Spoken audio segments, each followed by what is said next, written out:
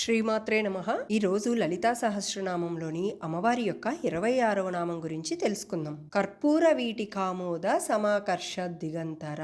ఈ నామాన్ని గాని జాగ్రత్తగా గమనించినట్లయితే అమ్మవారి యొక్క దంతాల గురించి వర్ణించాక అమ్మవారి యొక్క నోటిలో ఉన్న కర్పూర తాంబూలాలను గురించి చెప్తున్న నామమే ఈ కర్పూర వీటి కామోద సమాకర్ష దిగంతర అనే నామం. దీని నామార్థం గాని చూసుకున్నట్లయితే ఇక్కడ కర్పూర అంటే కర్పూరపు అని అర్థం, వీటిక అంటే తాంబూలము యొక్క అని, ఆమోద అంటే సువాసన లేదా పరిమళము అని అర్థం, సమాకర్షత్ అంటే చక్కగా గ్రహించుకున్న అని అర్థం, దిగంతర ఇక్కడ దిగంతర అంటే దిక్ మరియు అంతర అంటే దిగంతముల వరకు ఆవరణములు గలది అని అర్థం.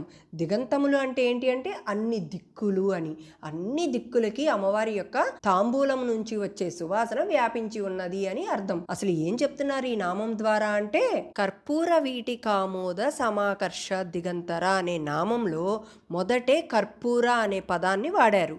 ఇదేదో యాదృచ్ఛికంగా వాడింది కాదు వసిన్యాది వాగ్దేవతలు. వసిన్యాది వాగ్దేవతల యొక్క సంకల్పం ఏంటి అంటే అమ్మవారి యొక్క ఈ నామాన్ని 2 స్థాయిలలో అర్థం చేసుకోవాలనే ఉద్దేశంతో ముందే ఈ కర్పూరం అని పెట్టారనమాట.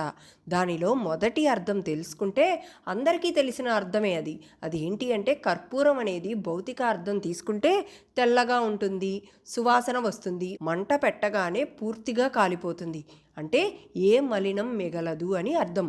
అందుకే అమ్మవారి యొక్క తాంబూలంలో కర్పూరం ఎందుకు అంటే అమ్మవారి యొక్క తాంబూలం శుద్ధతకు ప్రతీక, సత్వగుణానికి సంకేతం అన్నమాట. అంటే కర్పూరం అంటే ఇక్కడ శుద్ధత, సువాసన, సాత్వికత ఈ మూడిటిని కలిపి కర్పూరం అని మొదలుపెట్టారు. అమ్మవారి యొక్క తాంబూలంలో కర్పూరం ఉండడం అంటే అమ్మవారి యొక్క అనుగ్రహం మనలోని మలినాలను కాల్చివేస్తుందన్నమాట. అందుకే వసిన్యాది వాగ్దేవతలు ముందుగా కర్పూర అని మొదలుపెట్టారు. ఇక రెండవ అర్థాన్ని చూద్దాం. శివుడి యొక్క ధ్యాన శ్లోకాన్ని కానీ చూసుకున్నట్లయితే కర్పూర గౌరం కరుణావతారం సంసారసారం భుజగేంద్రహారం సదా వసంతం హృదయారవిందే భవం భవానీ సహితం నమామి. ఈ ధ్యాన శ్లోకంలో కూడా కర్పూర గౌరం అని చెప్పారనమాట. ఇక్కడ కర్పూరం అంటే ఏంటంటే శివుడు నిరాకారుడు, నిర్గుణుడు, మలినరహితుడు అనమాట. అంటే కర్పూరం కూడా కాలినప్పుడు ఏ అవశేషం మిగలదు, రూపం లేకుండా లీనమవుతుంది. అందుకే శివుడిని ఇక్కడ కర్పూర గౌరుడు అని అంటారనమాట. అంటే ఇక్కడ శివుడు కర్పూరం లాంటి శుద్ధ చైతన్యం అని అర్థం. అమ్మవారి తాంబూలంలో ఉన్న కర్పూరం శక్తి రూపమైతే శివుడి యొక్క కర్పూర గౌరం అనేది చైతన్య రూపం.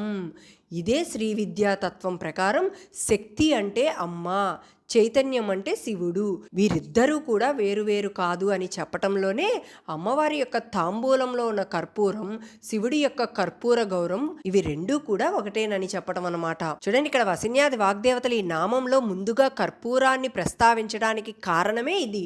ఏంటి అంటే భౌతికంగా శుద్ధతను సూచించడమే కాకుండా తత్వంగా శివుడి యొక్క నిర్గుణ చైతన్యాన్ని కూడా ఇక్కడ సూచిస్తుంది అని అర్థం.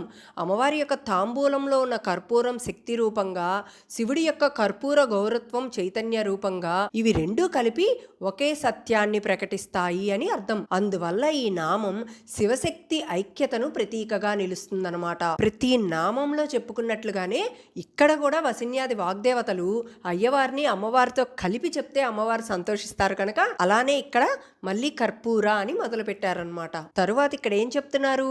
కర్పూర వీటిక అంటే కర్పూరపు తాంబూలం అనమాట. అమ్మవారు ఎలాంటి తాంబూలం వేసుకుంటున్నారు ఇక్కడ అంటే కర్పూర తాంబూలం. ఈ కర్పూర తాంబూలం ఎలా వేసుకుంటారంటే తమలపాకులు శుద్ధిగా లేతగా ఉండాలన్నమాట. వాటి యొక్క తొనలు తీసి అందులో వేయవలసిన పదార్థాలు ఏంటి అంటే యాలుకలు, లవంగాలు, పచ్చకర్పూరం, కస్తూరి, కుంకుమ పువ్వు, జాజికాయ, జాపత్రి, వక్కలు, చలువ మిరియాలు, సున్నం మొదలైనవి ఉంటాయన్నమాట. వీటి వల్లే తాంబూలానికి పరిమళం వస్తుంది. అమ్మవారు ఈ తాంబూలం వేసుకున్నప్పుడు వచ్చిన పరిమళమే ఈ దిక్కులన్నీ కూడా వ్యాపించిందంట. అటువంటి తాంబూలాన్ని ఎవరైతే తింటారో వారి యొక్క పళ్ళు గట్టిగా అవుతాయన్నమాట. ఇంకా తిన్న ఆహారం కూడా చక్కగా జీర్ణమవుతుంది. నాలుక, నోరు పండి ఎర్రని రంగులో అందంగా ఉండటంతో పాటు పరిమళం తనకే కాక తన చుట్టూ ఉన్న వారికి కూడా ఆహ్లాదకరంగా ఉంటుందన్నమాట. తరువాత కర్పూర వీటి కామోద. ఇప్పుడు ఈ నామాలలో దాగిన రహస్యాల గురించి తెలుసుకుందాం. చూడండి, మనందరం కూడా అమ్మవారి నామాలను జపం చేస్తాం లేదా పూజ చేస్తాం. కానీ శాస్త్రాలు మనకి కేవలం ఇక్కడ పూజ చెయ్యటమే కాకుండా మనం జీవించాల్సిన విధానాన్ని కూడా నేర్పిస్తాయన్నమాట. అటువంటి నామమే ఈ కర్పూర వీటి కామోద సమాకర్ష దిగంతర.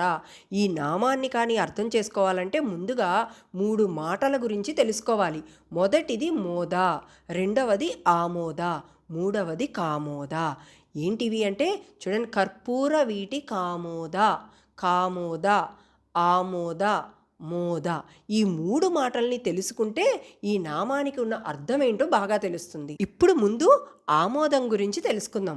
ఆమోదం అంటే ఏంటంటే అంగీకరించటం. అంటే ఏంటి అంటే మన జీవితంలో ఏం జరుగుతుందో మనకు అది ఇష్టం ఉండొచ్చు, ఉండకపోవచ్చు. మన జీవితంలో కొన్నిసార్లు సుఖం రావచ్చు, కొన్నిసార్లు దుఃఖం రావచ్చు. కానీ మన మనసు దాని గురించి ఏమనుకుంటుంది అనేది ముఖ్యం. అది ఏంటంటే ఏది జరిగినా కూడా అమ్మవారి యొక్క సంకల్పమే, నాకు మంచే జరుగుతుంది అని ఎప్పుడైతే భక్తుడు ఆలోచిస్తాడో అక్కడ భక్తుడు మొదటి మెట్టు ఎక్కినట్టేనమాట. ఆ లలితామ్మని నమ్మి జీవితాన్ని మనసారా ఒప్పుకోవడమే ఇక్కడ ఆమోదం అంటే అర్థం. ఈ ఒప్పుకోవడం అనే దాన్ని బలవంతంగా చేయకూడదు. ఇది మన మనసు లోతులలో నుంచి రావాలి. దాన్నే ఇక్కడ ఆమోదం అంటారు. అలా ఎప్పుడైతే అంగీకరించుకుంటామో రెండవది మోదం. అంటే ఆమోదం వచ్చిన తరువాత ఏమవుతుంది అంటే మనసులో ఉన్న గందరగోళం తగ్గిపోతుంది, ఎదురు తిరగటం ఆగిపోతుంది. అక్కడి నుంచి పుట్టేదే మోదం. అంటే ఇక్కడ మోదం అంటే ఆనందం, తృప్తి అని అర్థం అన్నమాట. కానీ ఇది బయట నుండి వచ్చే సంతోషం కాదు, లోపల నుండి పుట్టే తృప్తి. చూడండి, ఉదాహరణకి ఒక బిడ్డకు ఆరోగ్యం బాగోలేదనుకోండి, తన తల్లి వచ్చి ఒక చేదు మందు ఇస్తుంది. అమ్మ ఏమని చెప్తుంది అప్పుడు? ఇది నీ మంచికే నాయనా అని చెప్తుంది. అలా చెప్పినప్పుడు ఆ బిడ్డ దాన్ని ఒప్పుకుంటాడు. అలా ఒప్పుకొని మందు తాగిన తర్వాత కొన్ని రోజులకి ఆ పిల్లాడి యొక్క ఆరోగ్యం బాగుపడుతుంది. అప్పుడు ఆ పిల్లోడి యొక్క ముఖంలో కనిపించే నవ్వే మోదం. ఇప్పుడు వసిన్యాది వాగ్దేవతలు చెప్పిన అసలైన మాట కామోదం. దాని అర్థం ఏంటో చూడండి. అమోదం వల్ల మోదం వస్తుంది, అంటే అంగీకారం వల్ల తృప్తి వస్తుంది. ఇప్పుడు ఆ మోదం లోతుగా మారిందనుకోండి, అంటే ఆ తృప్తి ఏదైతే ఉందో ఆ తృప్తి లోతుగా మారితే అదే కామోదం. కామోదం అంటే మనసుకు తృప్తినిచ్చే ఆనందం అని అర్థం. అంటే శాంతితో కూడిన సుఖం. అమ్మవారి యొక్క సన్నిధిలో ఎప్పుడైతే భక్తుడుండి అమ్మని నమ్మి కాని సాధన చేస్తాడో అప్పుడు వచ్చే అనుభూతే ఈ తృప్తినిచ్చే ఆనందం. దీనిని ఇక్కడ భోగం కాదు, కానీ భోగంతో కూడిన శాంతి అని అర్థం అన్నమాట. అది ఈ నామానికి అర్థం. అంటే అమ్మవారు సేవించిన తాంబూలంలో ఎప్పుడైతే ఈ కర్పూరం కలుస్తుందో అత్యంత మధురమైన సుగంధం పుడుతుంది. ఆ సుగంధాన్నే ఇక్కడ శాస్త్రాలు కామోదం అని చెప్పారనమాట. ఈ కామోదం అనేది జగత్తును సైతం ఆకర్షించే శక్తి అని అర్థం. అలా ఆకర్షించే మార్గంలోనే ఈ ఆమోదం, మోదం, కామోదం అనే ప్రయాణం మొదలవుతుందన్నమాట. దీన్ని మొత్తం క్లుప్తంగా చూసుకుంటే మనం ముందుగా అమ్మవారి యొక్క సంకల్పాన్ని కానీ మనం మనసారా ఒప్పుకుంటే అదే ఆమోదం. ఆ ఒప్పుకోవడంలో దొరికే శాంతియే ఇక్కడ మోదం.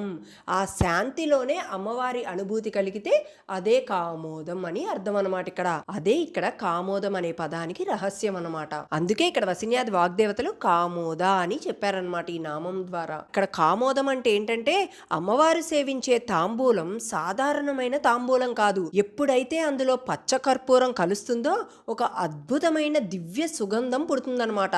ఆ సుగంధాన్నే శాస్త్రాలు కామోదము అని పిలుస్తాయి. ఇక్కడ కామోదం అంటే కేవలం వాసన అని మాత్రమే కాదు, అది మన మనస్సుకు తృప్తినిచ్చే ఆనందాన్ని, చిత్తాన్ని శాంతింపజేసే దివ్య అనుభూతిని ఇస్తుందన్నమాట. అంటే మనం ఎప్పుడైనా ఒక మంచి సువాసన వాసిస్తే మనసు ఎలా ప్రశాంతంగా మారుతుందో అలాగే అమ్మవారి యొక్క తాంబూలం నుండి వచ్చే ఈ పరిమళం కూడా భక్తుల యొక్క మనసులను ఆకర్షించి శాంతిని ప్రసాదిస్తుంది అని అర్థం. అటువంటి అమ్మవారి నుండి వచ్చే పరిమళం ఒక్కచోటే ఆగిపోదనమాట. అది అన్ని దిక్కులలో వ్యాపిస్తుంది. తూర్పు, పడమర, ఉత్తరం, దక్షిణం అన్ని వైపులా వ్యాపించి సర్వలోకాలను ఆకర్షించే శక్తిని కలిగి ఉంటుందన్నమాట. అందుకే వసిన్యాది వాగ్దేవతలు ఇక్కడ అమ్మవారిని సమాకర్ష దిగంతర అని స్తుతించారు. అంటే అమ్మవారి యొక్క దివ్య శక్తి, అమ్మ యొక్క అనుగ్రహం అన్ని దిక్కులలో ఉన్న భక్తుల హృదయాలను తన వైపు తిప్పగలిగేది అని అర్థం. మనం భక్తితో అమ్మవారిని కానీ స్మరించినట్లయితే ఆ దివ్య కామోద పరిమళం మన మనసులలో వ్యాపించి భోగంతో పాటు శాంతిని కూడా ప్రసాదిస్తుంది అని అర్థం. తరువాత కర్పూర వీటి కామోద సమాకర్ష దిగంతర, ఇక్కడ దిగంతర అని అన్నారనమాట. ఈ దిగంతర అనేది తెలుసుకోవాలంటే దీనికి ఇంకొక అర్థం కూడా తెలుసుకోవాలి. అదేంటంటే సమంతర.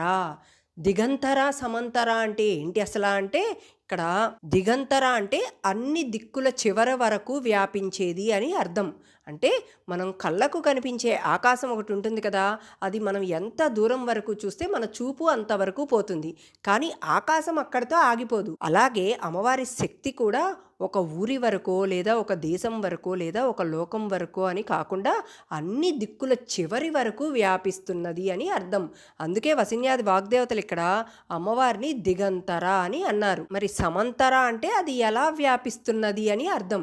ఎలా వ్యాపిస్తున్నది అంటే సమంగా వ్యాపిస్తున్నది, ఎక్కడా కూడా తగ్గకుండా పెరగకుండా అందరికీ కూడా ఒకే విధంగా వ్యాపించేది కనుక ఇక్కడ సమంతర అని అన్నారనమాట. అంటే ఇక్కడ అమ్మవారి యొక్క కరుణ ధనం ఉన్నవాడి దగ్గర ఒకలాగా పేదవాడి దగ్గర ఇంకొకలాగా అని కాకుండా ఇద్దరికీ కూడా సమానంగా వ్యాపించేలాగా ఉంటుంది అని అర్థం. దీనికి మరొక చక్కటి ఉదాహరణ ఎలా చెప్పుకోవచ్చు అంటే సూర్యుడు ఉదయిస్తాడు కదా, అలా ఉదయించినప్పుడు సూర్యుడి యొక్క కిరణాలు రాజుగారి ఇంటి మీద ఎలా అయితే పడతాయో పేదవాడి గుడిసె మీద కూడా అలానే పడతాయి అని అర్థం.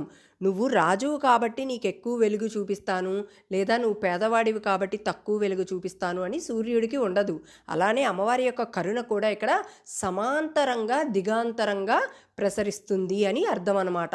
అది ఈ దిగంతర సమంతర అంటే అర్థం. చూడండి, ఈ నామం మొత్తంలో దాగిన రహస్యం ఏంటంటే కర్పూర వీటి కామోద సమాకర్ష దిగంతర అనే నామం యొక్క అర్థం ఏంటంటే అమ్మవారి యొక్క తాంబూలం నుండి వచ్చే సుగంధం ఈ జగత్తు మొత్తాన్ని కూడా ఆకర్షించే శక్తి కలిగి ఉన్నప్పటికీ ఆ తాంబూల నామాన్ని పట్టుకొని ఏ భక్తుడైతే భక్తి శ్రద్ధలతో జపం చేస్తారో వారి మనసు మాత్రం ఈ జగత్తు ఆకర్షణల నుండి విడిపోతుంది అని చెప్తున్నారన్నమాట ఇక్కడ. అంటే సాధారణంగా మనిషి దేనిని కోరుకుంటూ ఉంటాడు ఎక్కువ అంటే రాజభోగాలు, ధనం, సుఖ సౌఖ్యాలు, గౌరవం వంటి వాటి వైపు ఆకర్షితులవుతూ ఉంటారు. కానీ ఈ నామాన్ని నిరంతరం ఎవరైతే స్మరిస్తారో వారికి భోగాలు ఉన్నా కూడా వాటి పట్ల ఆసక్తి అనేది తగ్గిపోతుంటుందన్నమాట. అంటే మనసు సహజంగా శాంతి వైపుకు తిరుగుతుంది అని ఇక్కడ అర్థం. ఉదాహరణకి ఒక చిన్న పిల్లవాడు ఉన్నాడు అనుకోండి, మొదట్లో బొమ్మలతో ఆటలాడుకోవడంలో పూర్తిగా లీనమైపోయి ఉంటాడు.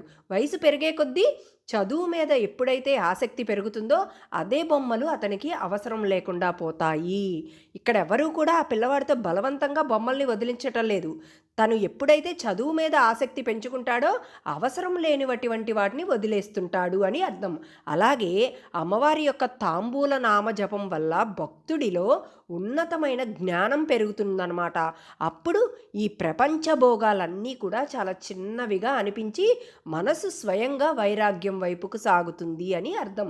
అందుకే జగత్తును ఆకర్షించే శక్తి కలిగిన ఈ తాంబూల సౌరభ్యం ఉన్న ఈ నామం భక్తుడికి మాత్రం జగత్తుపై ఉన్న బంధాన్ని విడదీయగలిగే దివ్య శక్తిగా మారుతుంది అని అర్థం అన్నమాట. ఇక్కడ సాధారణంగా మన మనుషులందరికీ కూడా ఈ ఆకర్షణ శక్తి అనేది ఎప్పుడూ కూడా బయటికి ప్రవహిస్తూ ఉంటుంది. అప్పుడు అమ్మవారి యొక్క ఈ నామాన్ని భక్తి శ్రద్ధలతో ఎవరైతే జపిస్తారో వారందరికీ కూడా ఈ ఆకర్షణ శక్తి అనేది బయటికి ప్రవహించడం ఆగిపోయి లోపలికి తిరిగి వెళ్ళిపోతుందన్నమాట. దీనినే ఇక్కడ రివర్సల్ ఎనర్జీ అంటాం అనమాట. అంటే సాధారణంగా ప్రవహించే ఎనర్జీని రివర్స్లో మళ్ళీ మనమే లోపలికి పొందేలాగా అవుతుందన్నమాట. చూడండి, ఉన్నత రుచి లభించినప్పుడు తక్కువ రుచి సహజంగా వదిలిపోతుంది. అమ్మవారి మీద భక్తి అనేది మనకి పుట్టినప్పుడు మిగిలిన ఈ భోగభాగ్యాలన్నీ కూడా అమ్మ ముందు సహజంగా వదిలేయబడతాయి అని ఇక్కడ అర్థం. అది ఈ నామానికి అర్థం. రేపు మరొక నామం గురించి తెలుసుకుందాం. మీ అందరికీ కానీ నా వీడియోస్ నచ్చుతున్నట్లయితే లైక్ రూపంలో కానీ కామెంట్ రూపంలో కానీ నాకు తెలియజేయండి. అలానే నా ఛానల్ని సబ్స్క్రైబ్ చేసుకోండి. శ్రీమాత్రే నమః.